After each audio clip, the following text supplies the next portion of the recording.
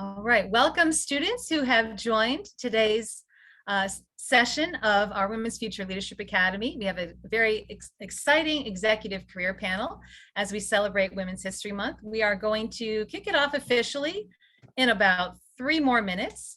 So those of you who have joined, welcome, and we are looking forward to your participation.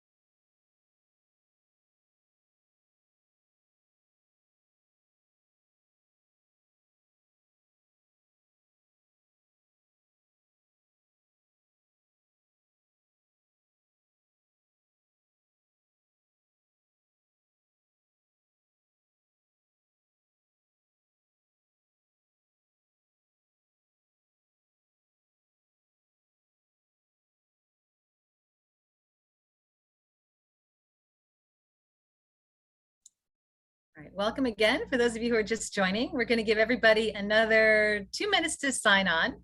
But in the meantime, please feel free to say hello in the chat room, students. We love to hear from you, see how you're doing. So stay tuned. We'll get started in about 2 more minutes.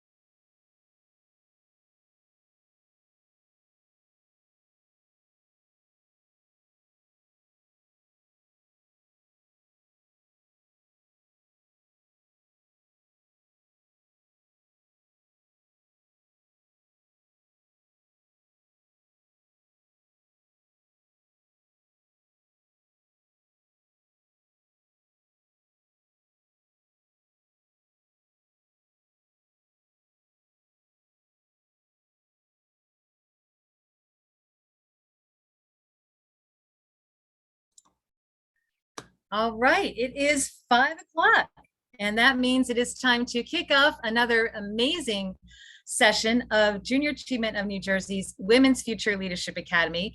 Today is certainly a very special day, one that we have all been very excited about. We are having our executive career panel, and we are also celebrating March, which is Women's History Month. So we've really put together an amazing group of fabulous women led by our student moderator, Sanjana. So thank you all for joining. Students, if you're just joining, please feel free to say hello in the chat room. We love to hear how you're doing. Say your name and your school if you'd like, and we welcome you. But before we begin and introduce our panelists, we just wanted to say thank you to our sponsors of the Women's Future Leadership Academy. It's because of these companies that we are able to present this fabulous program every week. Huge thanks to our presenting sponsors, ADP, the Deloitte Foundation, the MetLife Foundation, and Sanofi, and our additional sponsors, Church & Dwight, Carney Bank, New Jersey Resources, Merck, CNBC, Wells Fargo, CDW, EY, Fidelity, L'Oreal, Prudential, PSEG, and Valley Bank. Thank you to these companies. And students, if you are new to the Women's Future Leadership Academy, we welcome you. And we just wanted to remind you that you can continue to build your leadership skills with Junior Achievement and the Academy. First, you can earn our digital badge for career readiness. This is a very cool thing. Digital badges are something that employers are looking for and recognize as a micro-credential. It's very easy to earn. All you have to do is attend or view 5 or more sessions, complete a very simple survey, and submit a final project. And again, the final project is something that you can be creative with and enjoy. So please take a moment to consider applying for your digital badge for career readiness if you haven't done so already. It's a great thing to add to your LinkedIn profile or to your job interviews or to your college applications. Also, you can become a student ambassador for the Women's Future Leadership Academy or apply for our special council. Ambassadors act as representatives of the program in their community and school, and the council is an internship type program with junior achievement. All you have to do to find out more information is visit our website, or you can click that little QR code there with your phone, and it'll take you right to additional information. On that note, I would like to introduce again our panelists today, some fabulous women who are here to share their expertise and insights and words of inspiration with you. Please welcome Abria Santiago. She is the Director of Talent Management and Diversity and Inclusion at Church & Dwight. Carolyn Dorsa, who is the former Executive Vice President and Chief Financial Officer for PSEG Group. Ingrid Tolentino, who is the Chief Executive Officer from MetLife Legal Plans. And Chrissy Moore, who is the SVP and Northeast Community Relations Senior Manager for Social Impact and Sustainability Group, Wells Fargo and Company. Welcome to our panelists. And I would also like to introduce our student moderator. Oh, excuse me. Sorry about that. Stop share.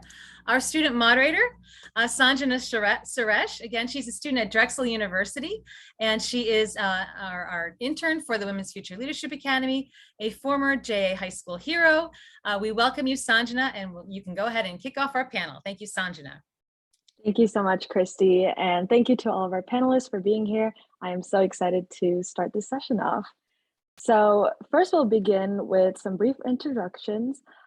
Could you please all share a bit about yourself, including your name, title, company, and a brief job description? Abria, we will start with you. Yes, thank you, Sanjana. My name is Abria Santiago, and I am the Director of Talent Management and Diversity and Inclusion here at Church & Dwight. My role sort of encompasses a lot of things. So not only do I lead our strategy around diversity and inclusion and how we create belonging here at Church & Dwight, not only for our corporate locations, but our plants and our global locations, but I also manage and lead our initiatives around leadership development, performance management, succession planning. I work on engagement. I do all of our work around organizational development and design in the organization, as well as change management. So I wear many hats here at Church & Dwight, managing multiple stakeholders, including our board. But that's a little bit about me and my career here at Church & Dwight. Thank you so much, Abria. Next, we will hear from Carolyn. Thank you, Sanjana. Good afternoon, everyone.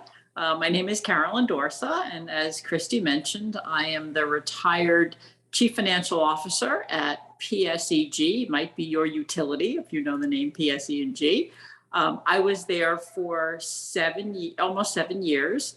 And for the prior 21, actually, I was at Merck. So both of whom are sponsors of our day, as I noticed, which is exciting.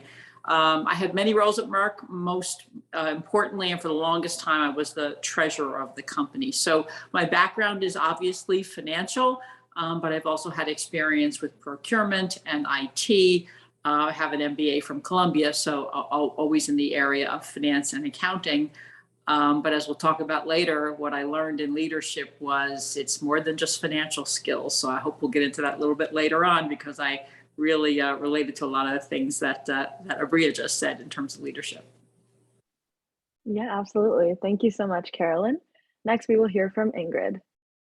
Hello, everyone, and it's a pleasure and a privilege to be here with all of you and on this dais with these fabulous women leaders. I am happy to be here. I'm Ingrid Tolentino, and I am the CEO of MetLife Legal Plans. It's a wholly owned subsidiary of MetLife. I've been with MetLife for, I'm going to say it out loud, 30 years next month. And during that time, I've been able to hold a number of positions. MetLife is a diverse company, so I've worked at the auto and home company and the dental company in customer service. And I started this role in 2015. I'm really excited and looking forward to the discussion over the next hour. Thank you, Ingrid. And last but not least, we will hear from Chrissy. Thank you so much, Sanjana. And it's so nice to be on this panel with this distinguished group of women leaders. I'm really excited to be here and to speak to the Women's Future Leadership Academy. Chrissy Moore, I am SVP of Community Relations with Wells Fargo as a part of the Wells Fargo Foundation and the Social Impact and Sustainability Group. I actually manage a 10-state region in the Northeast with states ranging from Delaware all the way up through the New England states. I manage a team of geographically based public affairs leaders who are doing grant-making philanthropy on the ground in those local markets and really focused around community impact. You know, we do a lot around just making sure that we are closing gaps across cities where are visible needs across these cities and really trying to do the most possible to be able to make an impact in communities. So really excited to be here. Unlike Ingrid, I joined Wells Fargo only last year, so I'm not even a year in yet with Wells, but I spent 10 years prior to Wells Fargo in the nonprofit space, leading corporate social responsibility and government affairs initiatives for a large nonprofit in New York City. So really excited to be here and excited for this panel. Thanks for having me. Thank you, Chrissy. And again, we are so happy to have you all here. And I know the students are looking forward to learning so much from you all today. So the Women's Future Leadership Academy helps high school students build the skills that they'll need to be successful and reach their goals. Looking back on your own education and career, what skill or skills did you develop that enabled you to come this far and accomplish so much? Abria, we will start with you again. Sure. So if I think back on my education and some of the skills, I probably would say it was communication, right? It would have been public speaking as a child, really getting out there and being comfortable speaking in front of people and thinking really sort of on the fly and quickly and being able to communicate that effectively. I think it also probably was the choice that I made for college. I chose a historically Black college and university. I went to Florida A&M University, and that was so critical for me. It's an individual choice, but it was one where I was able to grow and blossom on the campus through the experience, through the relationships, and building an education and a pride in myself. That was really pivotal for me in the choices that I made and has really influenced me in the leader that I have become throughout. So I would credit it to my mom really forcing me to do a lot of public speaking and choosing, for myself, the HBCU experience. Yeah, absolutely. I definitely, second what you said about communication, especially. It's so important in any role that you go into and even in school, college admissions, all of that. So completely agree with that. Next, we will hear from Carolyn. Okay, thank you, Sanjana. I as I said, I was in the financial organizations of most of the companies I worked for, and certainly in terms of education, financial education was critical. Financial literacy, financial knowledge, understanding accounting, understanding finance. I couldn't go into the roles I was in without that basic knowledge. So I did that by going to business school at Columbia because I was not a finance undergrad major. I was actually a history major. But in terms of on the job and in career, when I think of the things that really helped me be successful, I'm going to say a little bit of what Abrea said, is a little bit from my mom, because my mom always taught me that communication for sure, I agree with Abrea, but also listening. There's a listening and there's a respect that is really important when you're in an organization. So for me, I needed finance to get in because those were the roles that I had. But in order to be successful, you're in an organization of people. Interpersonal dynamics are important. Listening skills, learning skills, being respectful of other skills, of others' opinions, so that they'll respect yours. Learning how organizations work, those dynamics. So you need to get in because of the actual, whatever your skill set is in the role you're in. But to be successful, you need to learn to respect other people, listen to others, and always be thinking about, how can I learn more? Where else can I learn? How can I grow? Because I can't really contribute in any significant and fundamental way beyond just, say, in my case, the accounting, unless I'm in the organization and they see me as a part of the team. So I would say, the fundamental skills you bring, what you learn in school, the interpersonal, the listening, the respect, the communicating that you see on the job is what makes you able to be, I think, more successful versus just staying in the job that you're in. Yeah, absolutely. And especially at the college level now, I always hear, you can be taught technical skills, but it's all about who you are as a person and what you bring to the table that really makes a difference and an impact.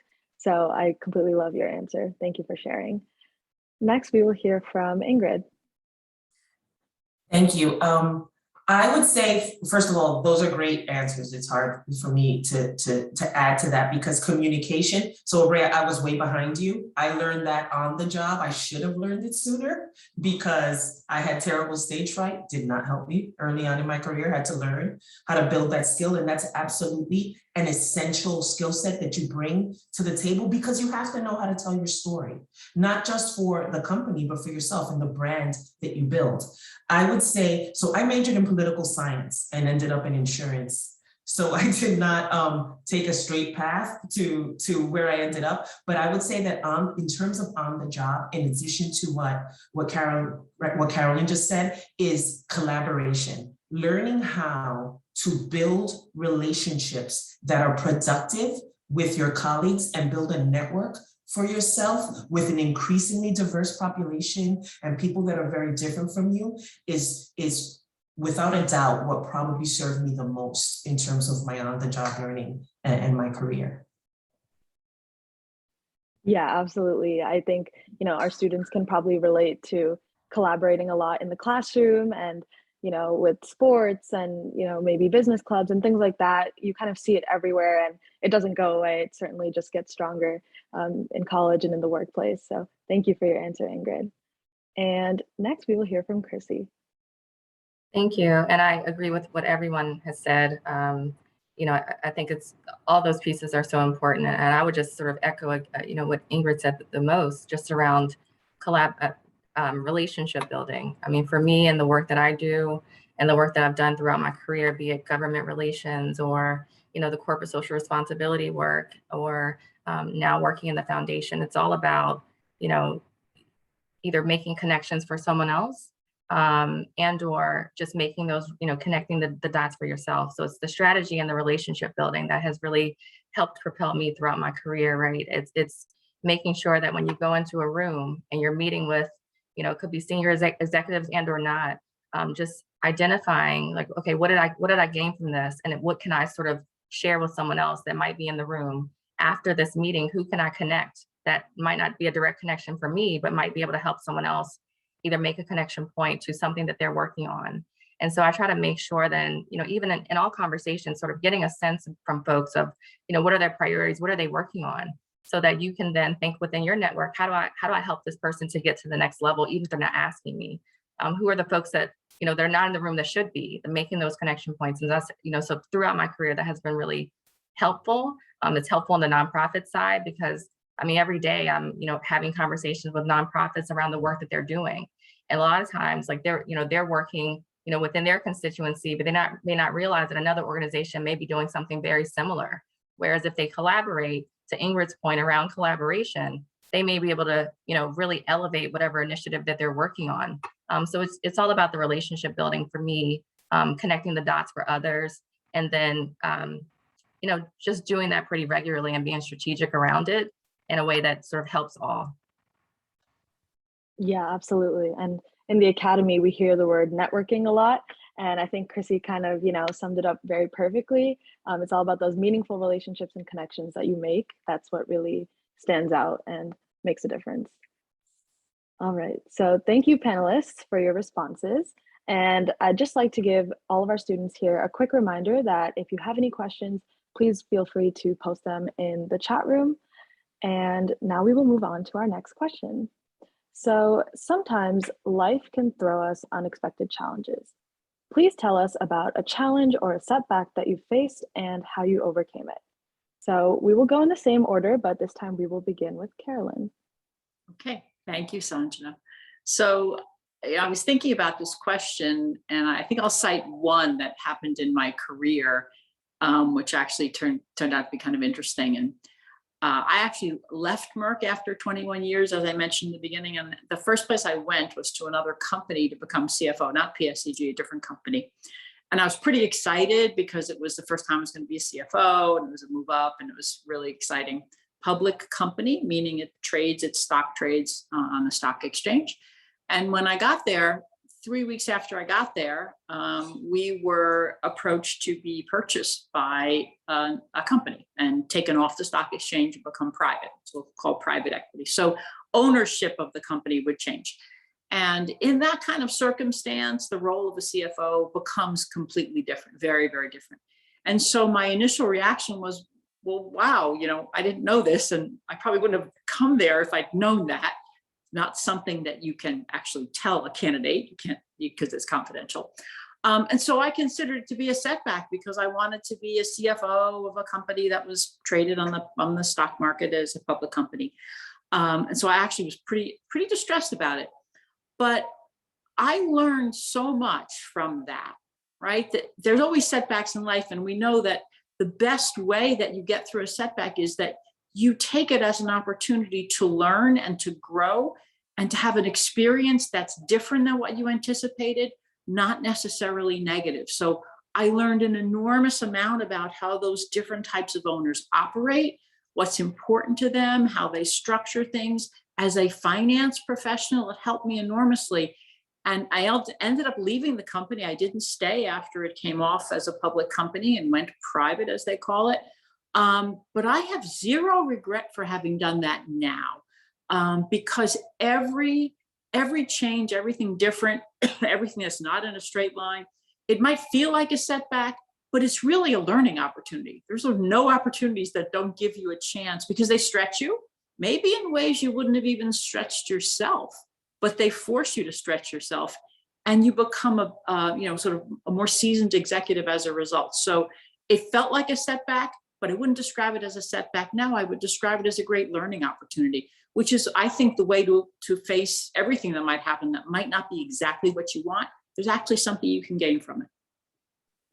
I love that advice. Thank you for sharing. And, you're so right. It's very important to see the learning opportunities that you can gain from every experience. All right. So Ingrid, can you tell us about a time you faced a challenge and how you overcame it? Sure. Thank you, Sanjana. And I think that Carolyn said it, there's one of the great things about getting older is that you get 20/20 hindsight, and those things that were painful turned out to be growing, right? It was just you growing. And I've been with the same company for a long time. It's rare today that happens, but I've had a lot of different positions, and I took a position sort of in mid-management level when I was trying to move up in the organization that was not the right position for me. 6 months in, I knew I wasn't using the skills that I had in the most effective way. I wasn't having the impact that I wanted, and I had very little chemistry, right, with my manager. That's tough. It was a tough place to be and a tough situation to manage. But to Carolyn's point, I learned so much from it. So this is how I overcame it.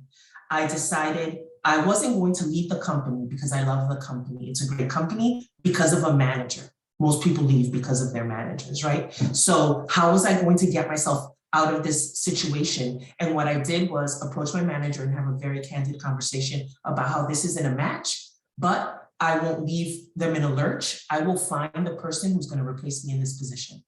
And then I'm going to look for something else. And that's exactly what I did. It took probably another 4 months in the role, but it really made me clear in the fact that I had to be my own advocate, right? And I had to look out for myself, and I had to decide, where do you want to go with this, right? Do you want to leave? Because you can always leave. It's a choice, right? Every day. But I chose to stay, but if I'm going to stay, I'm not going to stay in this role. And it gave me agency that I didn't have before, which helped me throughout my career since then. Wow, I love that story. I think, it takes a lot of courage to be able to stand up for yourself the way you did, but I'm so glad that you did because clearly, Me too. I'm so glad I things did. worked out. Like hindsight, that's hindsight.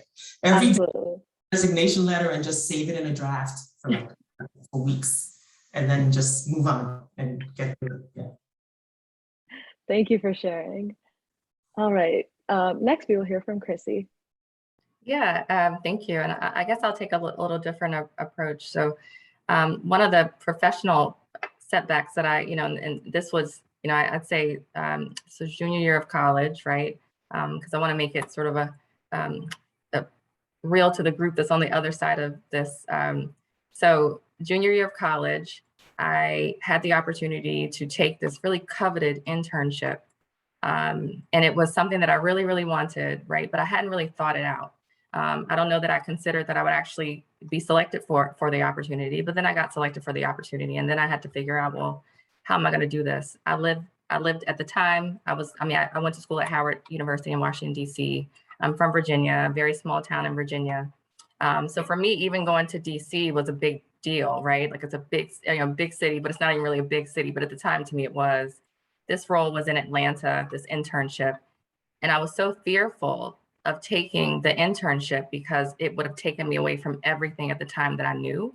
So taking me away from my school environment, friends, taking me away from my, my family, which they're an hour and a half away at most.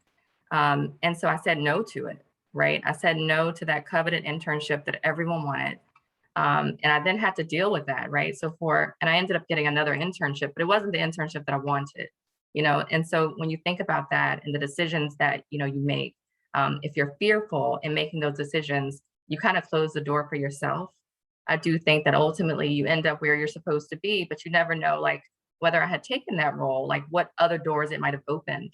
And so for me, for some time, I had to sort of sit with the fact that, I had turned away that internship that everyone wanted, myself included, because of my own personal fear. And so it really has helped. Another thing that's helped to shape me, just in terms of decision making, never be fearful, always give yourself the grace to, if it's a mistake, you've made the mistake, but you learn from it. And so I would say that was a setback for me professionally, even though it was, an internship, but it was something that at that moment, it really, it could have changed the trajectory of, I think I would probably still be doing what I was doing now, but you never know. And so that's what I would share with folks. Wow, I really love that story. And I think it's kind of very relatable to me right now as a college student. But you're so right. It's very important to not hide behind fear, and to, just be brave and take on opportunities if you really want it. Thank you so much for sharing again. And last but certainly not least, we will hear from Abria. Hey, so my biggest setback actually coming right out of college. I came out of college at a time where the market sort of had turned, it was spiraling down. And I had an offer that I got directly out of college to go into Accenture. That's where I started my career in management consulting. And Accenture sort of held the offer. So I have left Florida. I have moved to New York City, and I do not have a job that is starting. And I was like, I don't know what to do. I now have this really expensive apartment, have a roommate, but I need to figure out how to pay bills. And for me, it was just such a perfect opportunity to learn and grow real life experiences, right? So up until that point, I really hadn't worked a job. I did some work study in college, but that wasn't the same thing. And so I had to hit the pavement really hard and start temping in New York City, and walking around looking for jobs, going from here to there. And so it became a receptionist for McCain Foods. It became collecting rent checks at Cushman and Wakefield. It became these regular jobs that a lot of people don't know and don't notice people and their names that they do it to say, hello, how do I direct your call? And that was it. And I'm coming with this degree thinking that I am hot stuff, right? I got a good offer. I'm making good money. I negotiated signing bonus and everything. And I am answering phones and I am learning real skills every day, understanding how to interact with people, understanding how to take notes in meetings, understanding the very, very basics of a role that I would have absolutely eclipsed and jumped over and had no idea how to be professional in an office, to recognize and see people. So some of the skills that I've learned is, to be quite honest, this place runs off of administrative assistants. And I have learned to get to know administrative assistants because I've been one. It runs off of people answering phones in a professional way. And, it's the business behind the business. And I learned it really early. And it was also a very humbling experience to use my $5 to eat a chicken box because I didn't have any money and my check hadn't come through, right? It was very humbling when you thought that you had this great experience in front of you and you were really firing on all cylinders and you had to learn. No, right? There's a whole nother world of work. And it is valuable work that keeps us moving. And I learned it very early in career. So it was absolutely the right thing for me.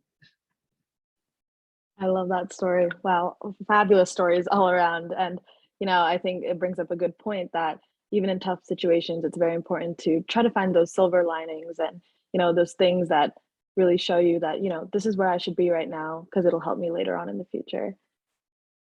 All right, so thank you, panelists, for those lovely, lovely stories. So the Women's Future Leadership Academy is all about mentorship and role models, which brings us to our final question. As we celebrate Women's History Month, can you describe a woman who you admire and consider a role model career-wise? As a role model yourself, what advice would you give to the students who are here with us today? We will start with Ingrid this time. Okay, thank you. So as a role model, I'll start with the second part first, if that's okay. As a role model, the advice that I give to the women who are here, these young women who they're here because they want to be here. They have the drive. They have certainly the capabilities. I think it is about believing in yourself and that you can do it. This panel is something I would not have seen when I was your age and I was trying and looking at the future. And so if you see it, you can be it. One of the things that I think that we do, and I'll own it, I did when I was a younger woman, and some of the young women that I mentor today do, is that they think that panelists, these people here, although Abrea might have a superpower because that was serious work. I mean, for the most part, we're not magical, we're just people, right? And so you can do what we can do. You can certainly earn a seat at the table. You have something to contribute. You can build your skill set and your knowledge, and you can become a meaningful player and a meaningful contributor in your career to achieve your aspirations. It's never, I'll tell you this, it's not a straight line to the top. That's not how it works, right? And organizations are flatter and flatter, so you'll take different jobs, but you will absolutely achieve what you want to achieve if you believe that you can and that you have a right to be there. I think sometimes we defer what we want to do because we're afraid. You said it earlier, right? Hiding behind fear. So when I mentor young women, they think they have to check every box to go for a job, every box in the job description. And they don't. That is just not the way it works, right? You will grow and you will learn in your new position. A lot of young men absolutely check half the boxes and think they can do the job. But you can do the job and you have a right to be there. I think that confidence is a critical part of your skill set. And so you focus on the technical, absolutely. You have to deliver on whatever it is that you're accountable for.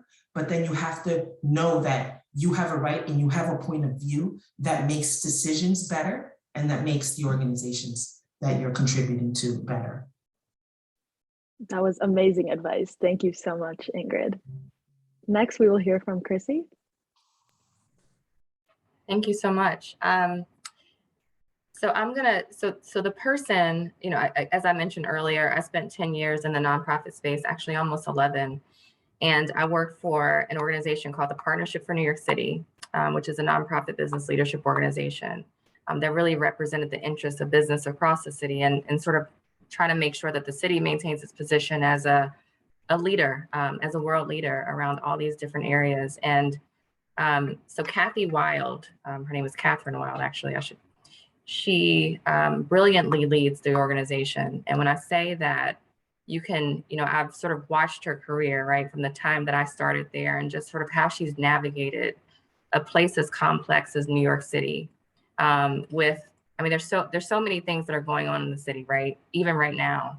But she's sort of at the forefront of all of those things, trying to connect the dots, trying to make sure the city continues to run. So interacting with elected officials, interacting with organizations that are nonprofits, interacting with all the different sectors of the city to sort of bring sort of all of this together in a way to collaborate and a way to move things forward.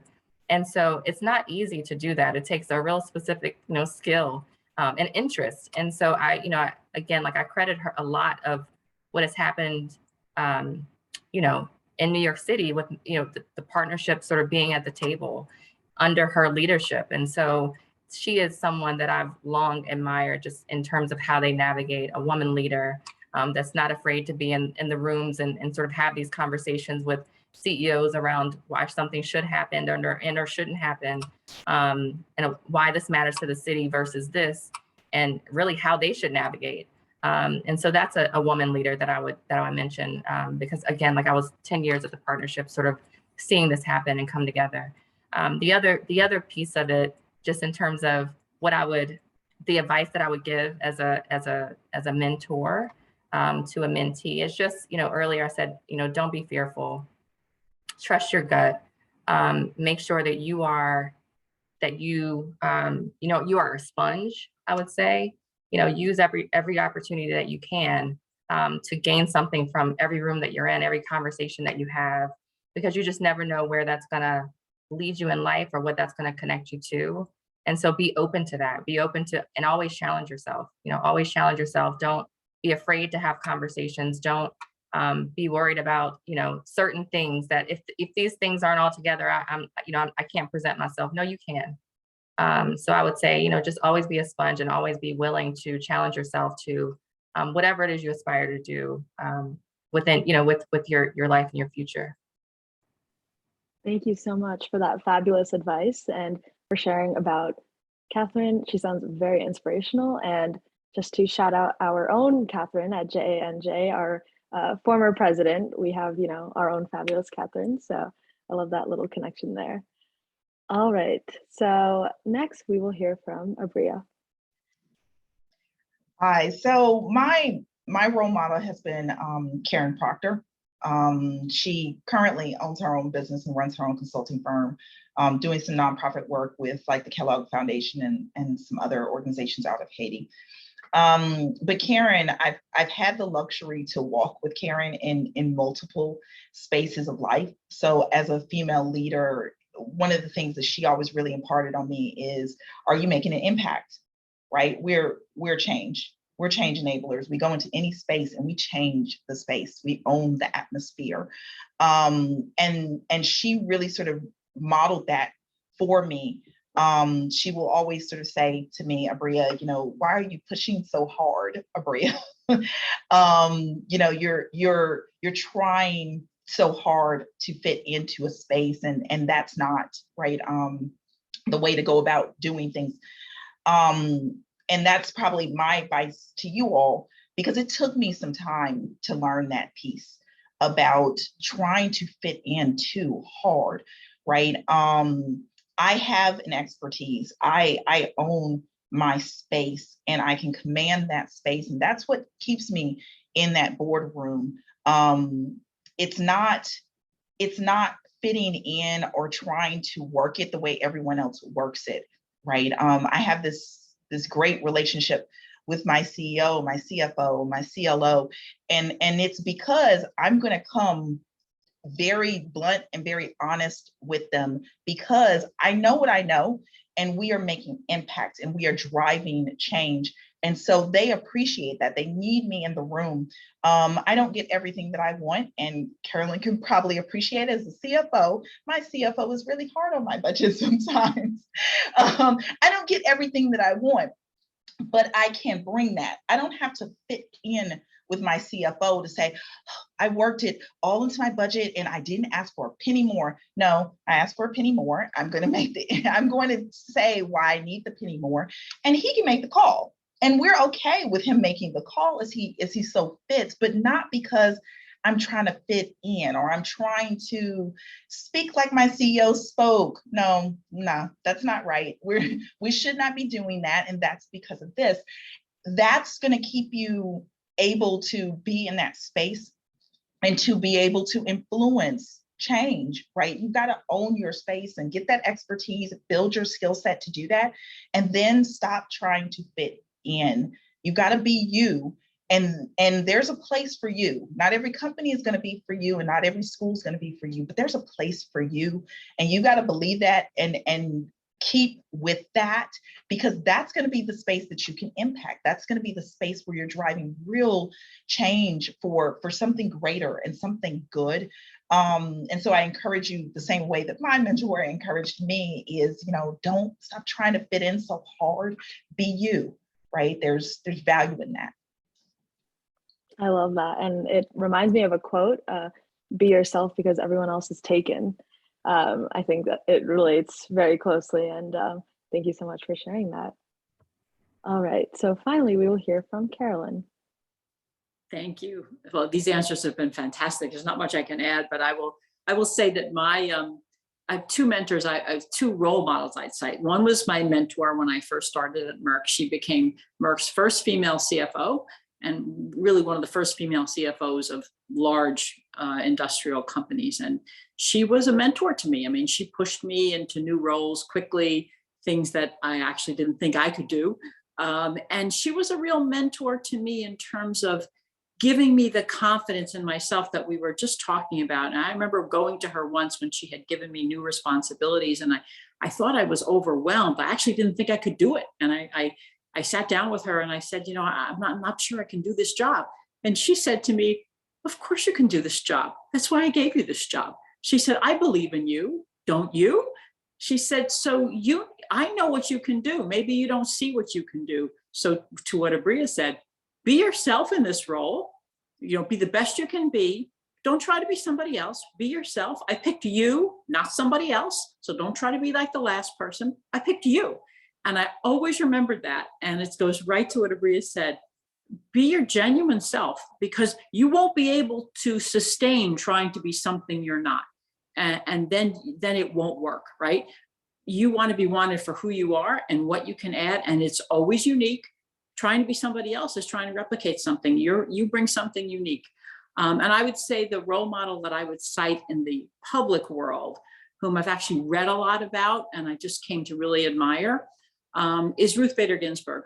And the reason I cite her is not for as much the particular cases she won, which were very much about women's rights. She's worth reading about. She's a hero for all of us.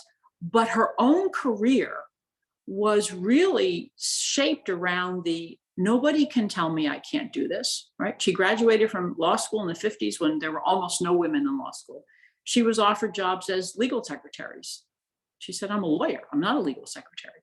She broke boundaries not by having to be the loudest voice, but being the persistent, uncompromising person who said, there's no reason it can't be me.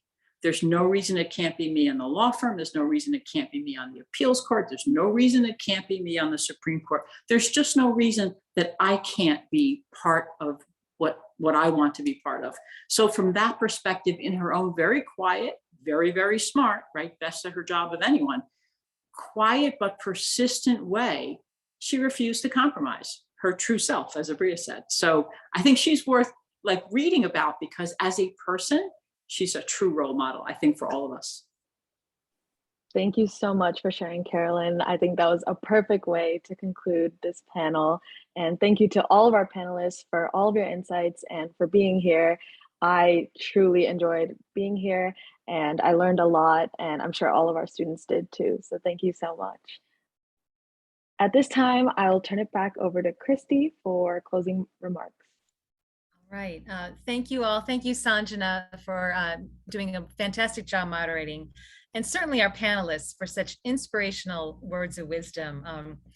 Some of my biggest takeaways: believe in yourself, believe that you can, continue to challenge yourself, find your space. I love that, and be your genuine, authentic self.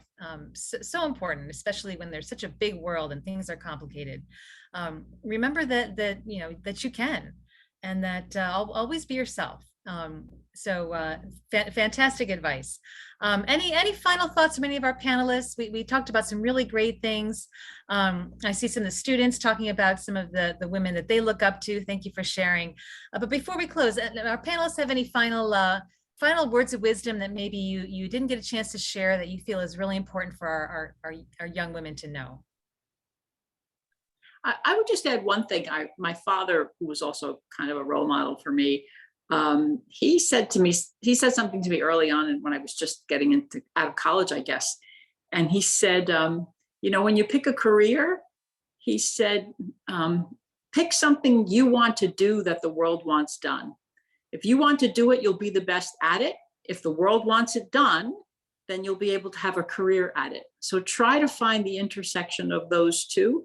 And I've always remembered that. And it really was kind of a North Star for me, for sure. And I just say, this is a fantastic panel. I wish, as I think one of my colleagues said, I wish I had had this kind of advice when I was in high school. This is a fantastic panel. Thank you, Christy, for putting us all together. Oh, thank you all for being there. We truly do appreciate it.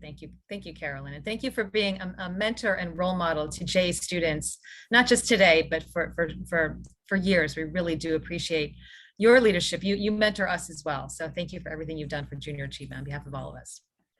Any other thoughts from any of our panelists? Certainly, we've talked about some really great things. Any final words of wisdom as we celebrate Women's History Month?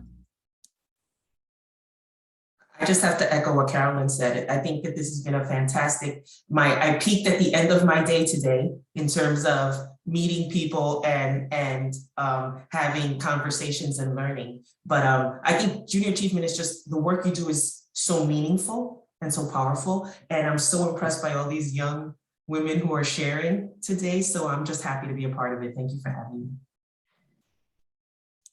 Excellent. Thank you, Ingrid. So I would definitely say it, definitely in the spirit of National Women's History or Women's Future Month, celebrate the women around you, right? Sometimes we just need to clap and pat each other in the back and tell each other that we look great today. Like, celebrate other women around you. In many workplaces, we're few in number. And definitely the higher it goes, very few in number. But I would definitely say, celebrate, some of this spirit of femininity and the accomplishments and when things are going great and just saying, hey, you look great today. I love those shoes. It really makes a day, especially for us as ladies. Sometimes you're just like, oh, I do look fabulous. Celebrate each other. That's so nice. I love that. I just say what everyone else said, but then just always reach for the stars. Just realize that the only limit, don't put any limits on what you are capable of, and don't let anyone else do that. Always just reach for the star and make sure that you sort of set those goals. Continue to challenge yourself, in life and in everything that you do, right? Because that way you won't look back and in 20 years, 20 years into your career, like, oh, I should have done this or I should have done that. So always reach for that, the highest of stars. And I don't think you can ever go wrong.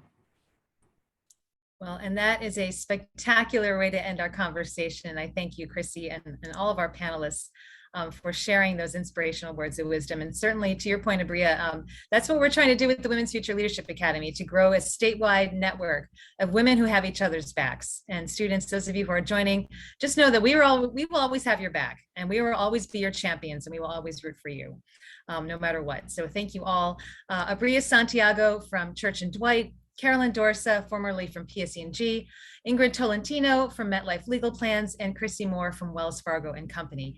We are so grateful for your leadership. We truly appreciate your time and wisdom. Thank you, Sanjana, our moderator. Thank you, students. Have a wonderful rest of your day and your week. Thank you so much.